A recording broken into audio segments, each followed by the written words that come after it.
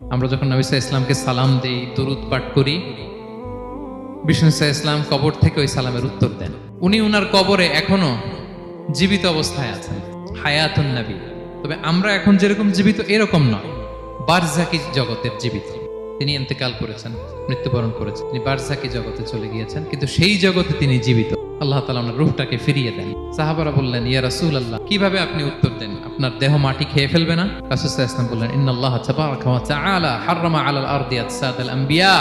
আল্লাহ তাআলা নবীদের দেহকে নষ্ট করা মাটির জন্য হারাম করে দিয়েছেন। কোনো মাটি কোনো নবীর দেহকে টাচ করতে পারে না, নষ্ট করতে পারে না। নবীরা কবরে জীবিত, সেখানে সালাত আদায় করে, তাদেরকে স্পেশাল রিজিক দেয়া হয়। বিষ্ণু সাল্লাল্লাহু আলাইহি ওয়াসাল্লাম বলেন, আনা আউয়ালু মান ইয়ানশাক্কু আনহুল কবরু। কিয়ামতের দিন ময়দানে মাহশারে, হাশরের ময়দানে সর্বপ্রথম আমি কবর ফুঁড়ে উপরে উঠে দাঁড়াবো। এবং হাশরের ময়দানে উনি কোথায় দাঁড়াবেন? ওনার জন্য একটা স্পেশাল জায়গা থাকবে, জায়গাটার নাম হচ্ছে মাকামে মাহমুদ।